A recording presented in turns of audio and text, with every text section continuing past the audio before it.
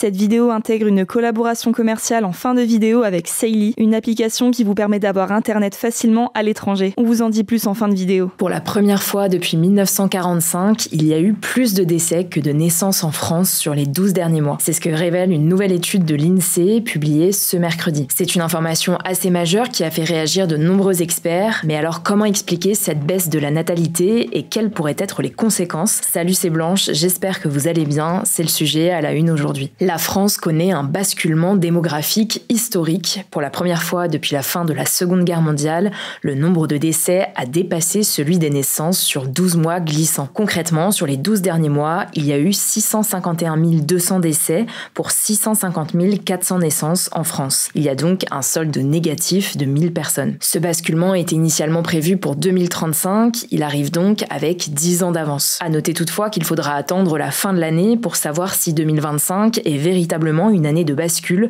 mais quoi qu'il en soit, il s'agit d'un signal important en matière de démographie. En fait, depuis 2015, la natalité est en chute continue.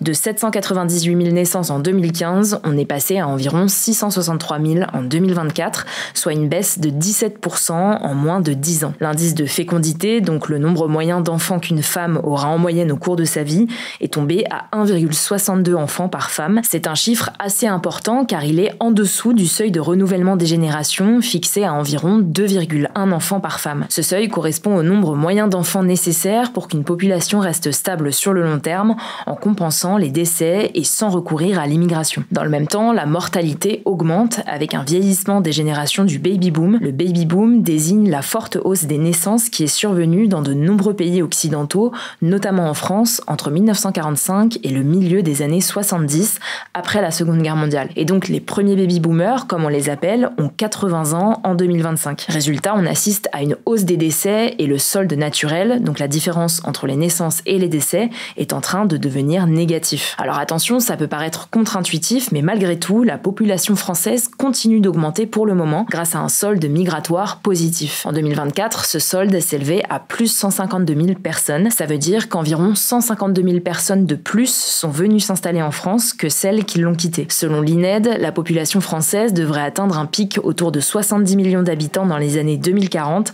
avant de redescendre à 68 millions d'habitants d'ici 2070. Mais alors maintenant qu'on a dit ça, comment expliquer cette baisse de la natalité? Eh bien, il y a plusieurs facteurs qui rentrent en compte. Déjà, le report des naissances à un âge plus tardif. En 2023, l'âge moyen au premier accouchement était de 29,1 ans. C'est 5 ans plus tard qu'il y a 50 ans, selon l'INSEE. Et donc, parmi les raisons évoquées, il y a le fait que les femmes font des études plus longues, ce qui repousse l'âge du premier enfant. Par ailleurs, dans un rapport de l'ONU qui s'intéresse à la baisse de la natalité mondiale, 39% des personnes interrogées citent le coût de la vie comme la principale raison de ne pas avoir plus d'enfants, suivie par la précarité professionnelle et la peur de l'avenir, avec la multiplication des conflits et le réchauffement climatique. En France, les aides aux familles ont diminué, les places en crèche sont insuffisantes et la crise du logement complique les projets familiaux. Sauf que la chute de la natalité en France pourrait avoir de lourdes conséquences car notre modèle social repose sur une population dynamique. Aujourd'hui, le système fonctionne par répartition, ce sont les actifs qui financent les retraites et les soins des plus âgés. Mais avec moins de naissances, il y a de moins en moins de jeunes pour cotiser, tandis que la population vieillit. Résultat, la base de la pyramide des âges rétrécit, le sommet s'élargit et l'équilibre devient de plus en plus difficile à tenir. Les cotisations baissent alors que les besoins en pension et en santé explosent. Mais alors, quelles sont les solutions? Déjà, ce qu'on peut dire, c'est que le gouvernement est préoccupé par cette crise démographique. En janvier 2024, Emmanuel Macron avait d'ailleurs lancé un appel au réarmement démographique, une formule qui avait fait beaucoup réagir à l'époque. En gros, il appelait les Français à faire plus d'enfants. Depuis, plusieurs mesures ont été annoncées, notamment un plan de lutte contre l'infertilité ou encore la création d'un registre des naissances pour mieux suivre la mortalité infantile. Le gouvernement entend aussi développer l'ouverture de centres pour la congélation des ovocytes afin de permettre aux femmes d'avoir un enfant plus tard si elles le souhaitent, mais aussi proposer des bilans de fertilité gratuits vers 25 ans et augmenter les aides aux modes de garde pour les familles les plus précaires. Toutes ces mesures visent à aider à enlever les obstacles médicaux et financiers qui rendent parfois difficile le fait d'avoir des enfants. Mais plusieurs experts insistent notamment sur la nécessité de mettre en place des mesures plus efficaces, notamment pour améliorer la conciliation entre vie professionnelle et vie familiale, jugeant que les mesures présentées sont insuffisantes. Le manque de place en crèche est un problème souvent pointé du doigt. Par ailleurs, certaines mesures emblématiques tardent à se concrétiser. C'est le cas notamment du congé de naissance, voulu par Emmanuel Macron, mais qui n'a toujours pas été mis en œuvre. Ce dispositif, qui est présenté comme un congé plus court que le congé parental égale mais mieux rémunéré devrait faire l'objet de discussions dans le cadre du budget 2026, selon la ministre de la Santé et des Familles, Catherine Vautrin. À noter que le congé parental est différent des congés de paternité et de maternité.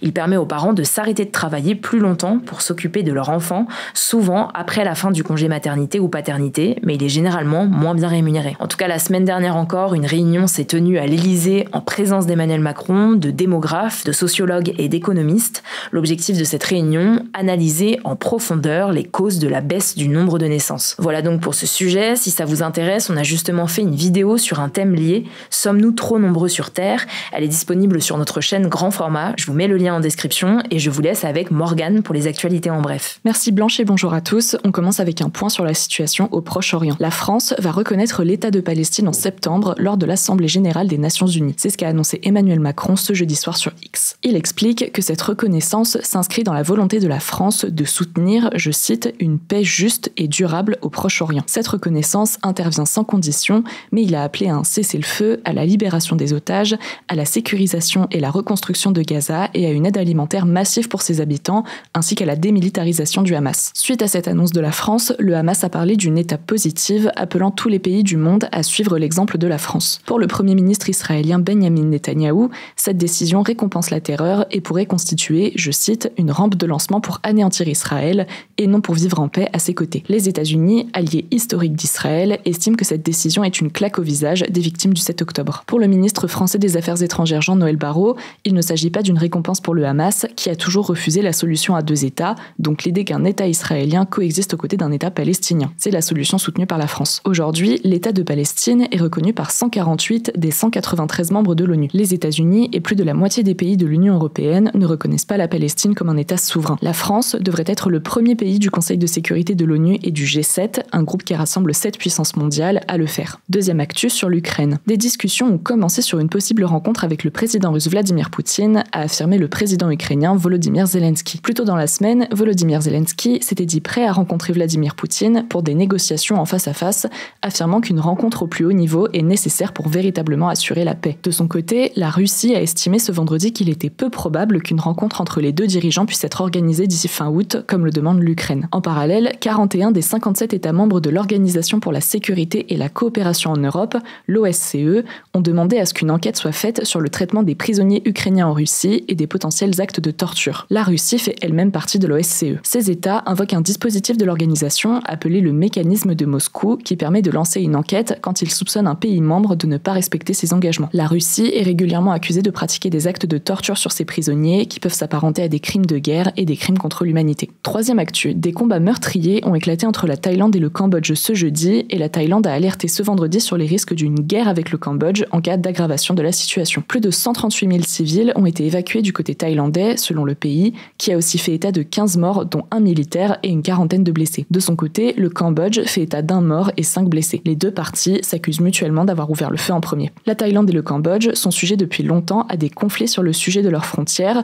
en lien avec l'histoire coloniale de la zone et les traités signés au moment de l'indépendance du Cambodge. Après un regain de tension en début d'année, des tirs avaient été échangés en mai, tuant un soldat cambodgien. Face à la situation, qui a atteint un niveau de violence jamais vu depuis 2011, le Cambodge a réclamé une réunion d'urgence du Conseil de sécurité de l'ONU, organisée ce vendredi. Quatrième actu, l'Algérie a menacé de saisir les Nations Unies après une sanction de la France qui, selon elle, entrave le déplacement des agents de l'ambassade algérienne et notamment leur accès aux valises diplomatiques. Ces valises servent aux ambassades pour échanger du courrier ou des documents officiels et elles sont protégées par l'immunité diplomatique. Les autorités locales n'ont donc pas le droit de les ouvrir ni de les inspecter. Et donc, l'Algérie accuse la France d'empêcher certains agents d'accéder aux zones réservées dans les aéroports pour récupérer ces valises. Cette décision aurait été prise par le ministre de l'Intérieur, Bruno Retailleau. Dans le compte-rendu du dernier Conseil des ministres, la porte-parole du gouvernement Sophie Primas a parlé d'un alourdissement des conditions de déplacement en France de certains dignitaires algériens, sans donner plus de détails. Cette mesure intervient après le refus de l'Algérie de rapatrier 120 personnes sous obligation de quitter le territoire français. L'Algérie a indiqué qu'elle allait appliquer des mesures similaires à l'égard de la France. 5e actu, en France, le nombre de passages aux urgences liés à la consommation de cocaïne a triplé entre 2012 et 2023